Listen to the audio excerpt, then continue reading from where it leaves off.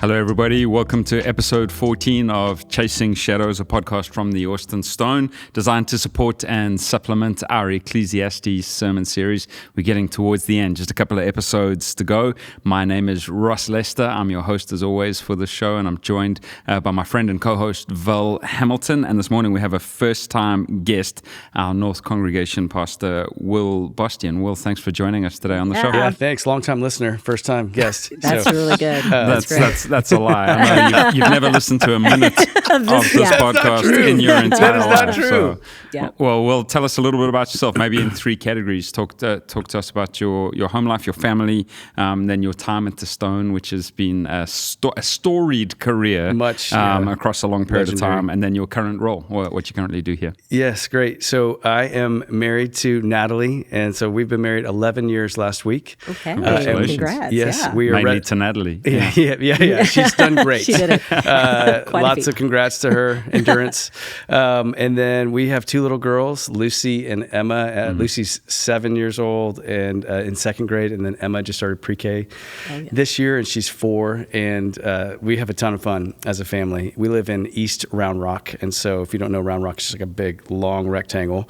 We live over by Dell Diamond. If you want to come visit us, but yeah, like we live on the fields. Yeah, like third base. I think. Yeah, it's kind of tough during season, and the fireworks. I'm like, golly, guys, can we kind of tone it down? But no, that's where we live and do life there with our North Congregation. And so I first started out at the Stone as Kevin Peck's ministry associate, and so it was a pretty special opportunity. It actually was a huge blessing, just in getting what that allowed me to do in ministry, to be exposed to all these different conversations and processes and leadership in the church, and learned a lot through that. And actually met Ross when I was in that role, working with the church planting organization. I got to see him in his element in South Africa before he crossed the sea. Yeah, it's pretty special. We've actually done ministry together on 4 continents, which is crazy. Yeah. So in the in Europe, in the UK, in India, Hyderabad, which is forever etched in my memory, in Johannesburg, South Africa, and then here in the States. So it's been great. Pretty special. I've seen Ross lead in a lot of context, and it's been really special. So we actually left the Austin Stone for a period of time. Felt this calling to go and lead and serve at a church in Fort Worth, which is a unique opportunity led through COVID, through a church merger and demerger. Lots of special experiences there, kind of a crucible of ministry leadership, but that brought us back as a family to Round Rock and to the North Congregation. So we've been there almost 4 years now with that crew, and it's been a really special place to get to lead. Val is actually part of our North Congregation. Yep, we love Will. And so we are stacked with leaders like Val, and so it's a really special place to get to be. Yeah. Give us a quick oversight for those who are in other congregations, just kind of any ministry updates or pastoral observations from the North Congregation in general. What are you seeing? Where are you encouraged? Yeah, so our North Congregation, I think what I like to talk about, what I like to highlight just for the rest of our church would be we are well known as a multiplying congregation. We have lots and lots of the next generation in our midst, and we have tons and tons of kids and young families. That demographic is very pronounced in our congregation, but I think it can kind of overshadow the reality of how really multi-generational we are, or generational we are in that space. And so we have a really vibrant high school community that's attending, even in our Sunday services, worshiping there, helping lead worship in some ways. Southwestern students, singles, and we have tons of empty nesters, and some amazing widows in our midst, honestly, who are a blessing to me, like grandmothers and grandfathers. And so we have a really broad demographic in our congregation, and that's what's special for me to get to see, is kind of the reach that we are having across really a whole region, Liberty Hill all the way over to Taylor, which feels like, might as well be like, Midland to College Station is what it feels like. So it's a broad space, but also broad demographically. I'm really encouraged by that kind of demographic spread. My parents live in Georgetown, and they drive down to West to see their Yeah. grandkids. But they're part of an MC that meets up in Georgetown, and most of that MC goes to the North congregation. And it's just been encouraging to see a different dynamic and a different age dynamic. And there's just so much wisdom there, but also so much life and vitality. And so I just love seeing that spread. Yeah, I really want to just highlight the humility of that older generation at North. The fact that they would even let me be one of to listen and be led by me pastorally. It takes a ton of humility from them. And so I'm just really honored by the grandparent age kind of folks that are in our midst there. Yeah, that's awesome. Yeah. Any observations that you would have with regards to how Ecclesiastes as a series has landed pastorally at North? Like, if you were to put your finger on what you think God's been teaching your people through this series, would there be any highlights for you? Yeah, the thing that comes to mind, and Val, you can actually, you're part of, you know, the people. What comes to mind is the simplicity that Ecclesiastes allows you to live with. So, I mean, really the chasing shadows, it's helping people, I think, kind of stop chasing all that suburban life is luring you towards. And so it's almost promoting a slowness and a simplicity that's richer and more full in the life that God has for us right now. And so the ability to let that promise, I begin to see temporary, vanity, temporary, all is temporary as the promise and not a threat. Wow. And when that becomes a promise, it's all temporary. That, even with my daughters yesterday, where they're afraid of growing up, and so they kind of, I don't want to get older. I'm like, well, when we have the promise of life beyond the sun, we can let life under the sun just be what it is. Yeah. And so the fullness and richness of that simplicity, I think, is actually some of where that's landing in the real time. Like, work was hard today, but I found joy somehow in the midst of my toil, or I found joy in the midst of this difficult thing, because I have all of the spectrum of Ecclesiastes speaking to my heart. So, Well, and I'll hop in too, because I think there is the temporary nature of life. I feel like for a lot of people at North, it's been, and I'm sure across all our congregations, but it's been such a smelling salt to slow down. And regardless of, because you're talking about the different generations that are represented there, whether you're an empty nester or you've got young kids like I do, there's all these reasons you might want to wish away a season or want it to be different or change it. And for me, and I know a lot of the people that I've talked to at North, it gives such a meaning and a significance to the moment that you're in without overburdening it for being something it could never be. And so I think it's just been for like a perspective shift that I've noticed in my own life, but I think across our congregation too. Which has been good. So really rich season. And what I think the almost misnomer of Ecclesiastes as being such a depressing or downer kind of book is actually, I've actually kind of seen a little bit of the inverse at work, is actually increasing joy and satisfaction. That's fun to see a sense of freedom in people who actually embrace it, right? You have to work away some stuff. Some scar tissue has to be cut away at first, but then you start to realize, oh, there's some freedom here. That's right. And without being a spoiler, Ecclesiastes 12 coming up is gonna implore the listeners and the readers to remember your Creator in the days of your youth, before the evil days come and the years draw near, of which you will say, I have no pleasure in them. Right? And Solomon goes on to describe old age in such rich imagery and such vivid pictures. And it's just such a warning, like you say, to just pay attention and enjoy the life that you have and to make the most of it. Because, you don't want to either wish away a current season or prevent a future season. There's this trajectory that we're all on, and there's an opportunity to make the most of our life in the meanwhile. And I think our people are heeding it, and I'm grateful for that. And the number of people who are suffering through really difficult circumstances, that might be relational, physical, all sorts of different things, and the courage that it can give them to do that just one step at a time. I think I'm very proud of a lot of our people for the way that they are enduring through suffering. I can think of several people and their faith through the midst of that. And so, think about them. I love that. It's encouraging. Well, one thing Ecclesiastes has a ton of, as you mentioned, is the imagery. And one thing that came up in the text this week was the idea that a dead fly, which I hate them. I hate alive flies and dead flies, but even a dead fly can ruin a whole batch of perfume, and kind of that idea that folly can ruin, even a little folly can ruin a ton of wisdom. And so I'm just curious for you guys, does that resonate? Does that feel like you've seen that to be true in your own life and in the lives of the people who are at your congregations? Yeah. What do you think, Will? What does your pastoral experience show you? The thing that I thought of with this fly in the ointment is that it's rarely the thing we want it to be. That the fly actually is like we want it to be something that we can recognize really easily, or it's the thing that we want to pick. Like I work too hard, It's like, well, it may not be the thing that's obvious to you. It may be more difficult to actually perceive the fly in your ointment.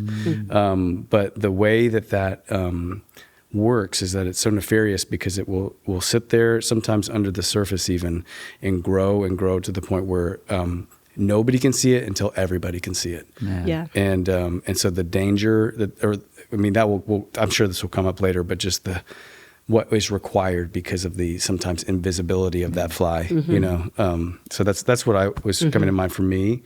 And so me personally, I can even think of like, so often what I feel like happens is God will press on something that hurts in my life and in a way of kindness, helping me see it's like, no, you've got to pay attention to this. Yeah. Because if you don't, this thing is going to get worse. Yeah.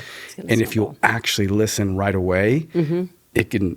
That's all we have to do is actually just start listening to either the community around us or the Spirit speaking through the Word to convict us. But as He's doing that kind of cosmic, I see His kindness to expose flies. I think we want to just kind of put some ointment over. But if we'll let them actually, if we'll just say that is a fly in the ointment, you can actually maybe deal with it more effectively. Well, it makes me think of in Hebrews where it talks about how God tells the Israelites, don't harden your heart, as in these days where they didn't listen to His voice. And the idea, I remember Halim saying this one time in a sermon, is that you have to listen to the voice of God when you sense He's saying and calling something out in your life, because from that verse it's saying, because you might not hear His voice if your heart becomes hardened to it. And so there's a sense in which not putting off obedience because you just assume like, well, I'll always be sensitive to God's voice, because I think the scriptures kind of warn there might come a point where you're less and less sensitive to, you might not hear His voice to take the fly out of the ointment in the first place. Yeah. And listening first to the conviction,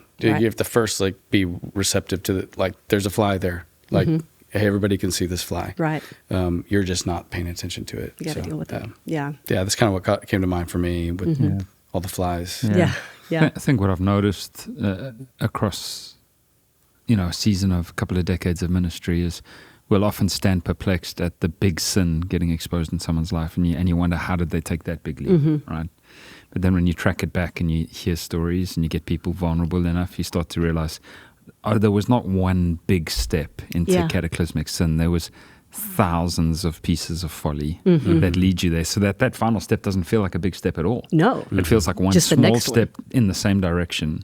But none of those have been corrected over time, right? And the fly's just been allowed to ruin the whole batch. Yeah. And then you got to throw it out. Yeah. Yeah. I think something I've noticed in my life is I have this, and I think I've always had it. I don't know if it's just the child psychology of it, but just this fear of getting in trouble or being exposed. And so no matter how small a mistake might be, I can find myself fighting the temptation always to just conceal it or fix it or cover it up or take care of it myself. And I've seen, even in small things like in my marriage, if I'm like, I said I would do this thing that I didn't do, or, I did actually pull up a little close in the spot, and that scratch, I did do that. That wasn't just some kid in the neighborhood, probably. It's a real-time confession. This has already happened. Rex knows. 443. But there's this sense of am I going to cover this up? This very small thing that actually doesn't matter that much, or just pretend it's not there, or do I just say, hey, this happened? Not because there's any big thing on the other end of it, other than just training myself to say, when something happens, I'm just going to be honest about it. I'm going to bring it to the light. I'm not going to give the foothold for me to just train myself that this is what I do when I fear getting in trouble or getting exposed. Just bring it to the light. I remember this Spurgeon sermon I was telling you about it, Ross, where he's talking about the end of our days, and he's painting this picture of what it will be like when people get on the right and left hand of God. And in the sermon, Spurgeon kind of is imagining what it will be like when God looks to the people to the right, and he says, to those people, he's going to say, you who have been coming on this path, your whole life. You've been coming towards me, taking steps of obedience, even when you failed, you've made mistakes, but those steps have all been towards me. And so now, in glory, take the last step towards me and enter into glory and into peace and into rest and be with me. And then to the people to the left, he cast this image of, hey, this has been the path that you have been on, this path of departure where even in the smallest ways, you've been departing from me step after step after step, rejecting me. And so now in eternity, take this final step of departure. And for me, that was such a piercing and sobering way to look at small decisions as ones that matter and are showing a trajectory that you need to pay attention to avoid that folly and to stay on the path. Yeah. That's so Spurgeon-esque in his so drama Spurgeon, as well, and then the curtains came down, and there he was. The severity of the moment, Yes. which is so necessary and so helpful. It's part of what made him so genius. Yes. Yeah, he just kind of, I think, puts you in a moment where you it won't be because you weren't warned with Spurgeon, 100%. for sure. Yeah. At least you were warned. But Ross, I also wanted to mention that you spoke of 5 categories of folly that came from Ecclesiastes. And I just wonder if you would kind of refresh our memory on what those categories are and maybe any that stuck out to you or particularly compelling, Will, as you heard those. Yeah, I mean, there's some interpretive work here to do that you may or may not get right, because obviously Ecclesiastes 10, the language is very image-laden. Yes. And so you're trying to dig through some of these images and try to contextualize them and understand them. The 5 broad categories, and try to read as broadly as I could. I think there's general agreement on most of these categories that this is what this chapter is referring to, but there's some different ways to cut them up. But the general categories are, the folly of failing to live in an accountable community, so not being correctable, the folly of following and modeling worldly leadership, and so it speaks about the dangers for a society when the leader is a child, Yes, right? not a But great then idea. kind of speaks of, you've got an opportunity to either imitate that or to follow a different way. And so don't imitate that, don't rise to that level, Right. or sink to that level. Right. Follow a different way. The folly of presumption or assumption, which is all these images of sticking your hand into a wall, or Yes. letting a snake bite you before it's charmed, Yes. and not sharpening your axe and assuming you can still split wood with it. The folly of unguarded speech, which is such a recurring theme in the wisdom literature, right? Like just the power of the tongue and the danger that you can do with it. And then the last image is just the folly of a lazy life that doesn't fix the big things. And so it kind of just speaks of someone sitting in a house where the roof is caving in, and where there's leaks that are causing mold that's toxic to people, and that you're kind of sitting in the midst of it, just going about your regular life as if you're safe and secure, but the roof's falling down. And he says that's a foolish, presumptive way to live. Then don't do that. So those are the categories I saw in the text. Yeah. Yeah. Well, I was concerned about your roof. What's the status there? I feel like as you were saying that, I'm like, my goodness, this seems urgent.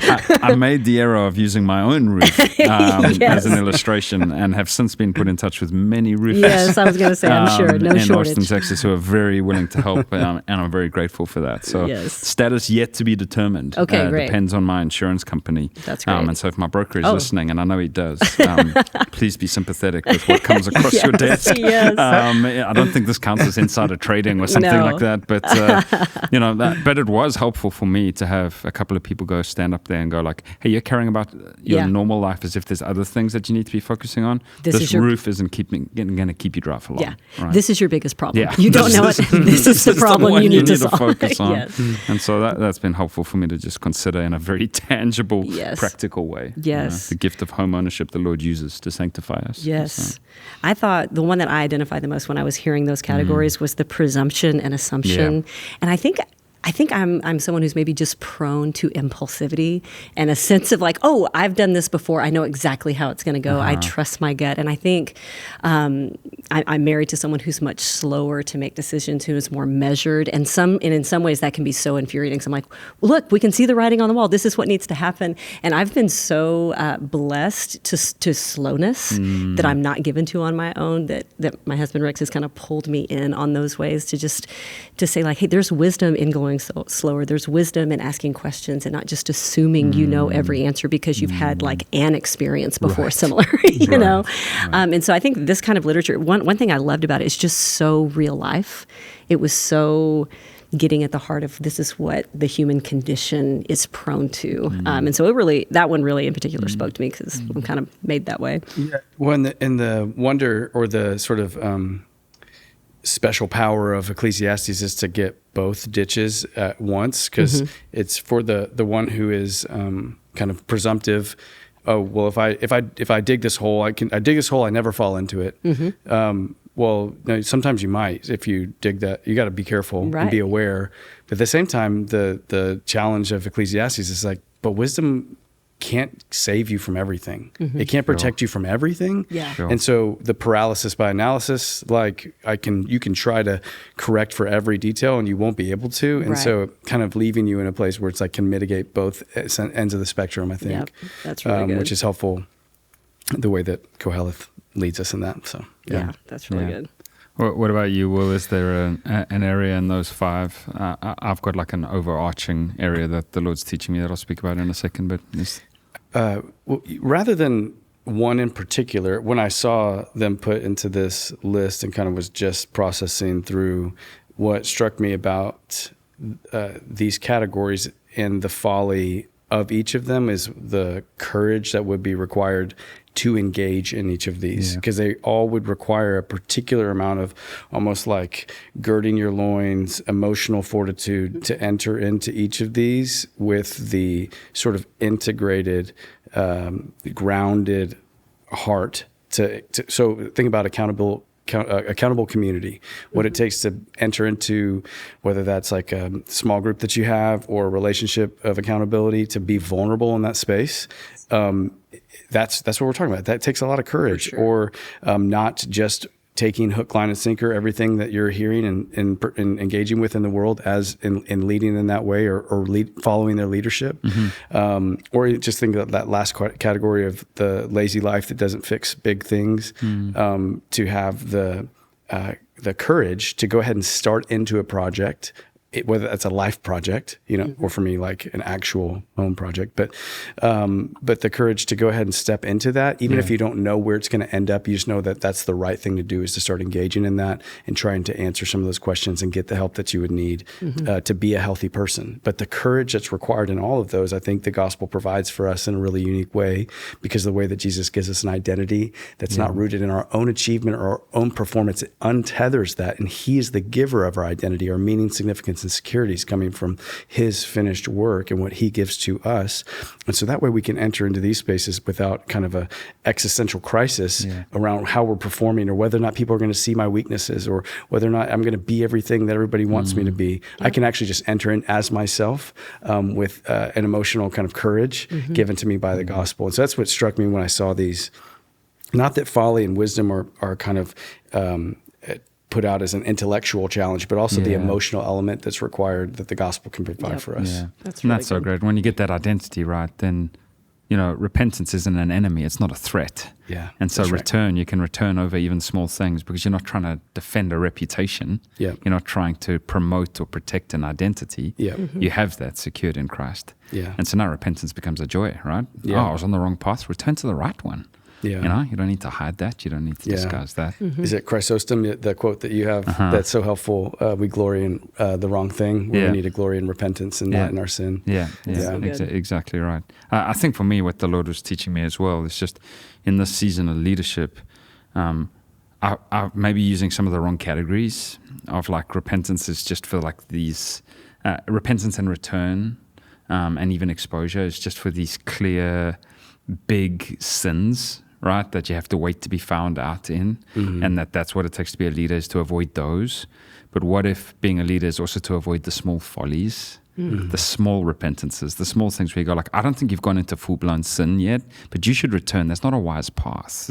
That behavior doesn't take you to a good place. Yeah. And then being responsible enough as a leader to make those connections, to acknowledge those follies, and then turn from them, and to turn from them quickly, before they turn into something really, really toxic and dangerous. Yeah. And I think so often the temptation can be that that to acknowledge those small errors or small follies, that basically that's a verdict on who you are as a leader, as a person, or any of those things. But really, the unseen verdict is how you're responding to the awareness of that. Yeah. Instead of, well, you had to come back or turn back from something, so you're a failure. Now you're missed. So it's performance related instead of actually sanctification oriented, which is what we're called to. Love that. Well, Will, thanks for your time, brother. Thank you for how faithfully you serve in our church. We appreciate your wisdom and your humility and your friendship and your humor. Yes. You're a good friend and we enjoy you very much. So thank you, brother. Press on. Long may it continue. Yeah, thanks. Good to be here. Grateful for you guys. Belle, thanks for your kindness in being here with us Absolutely. again. And we're just grateful for how the Lord uses you to speak to our people. That's it for another episode of Chasing Shadows. Just wanted to remind you of an upcoming resource that we have for you. So starting December 1st, right here on this channel, we have 10-minute daily Advent devotional audio guides that are going to be a great way for you to prepare for Christmas this year.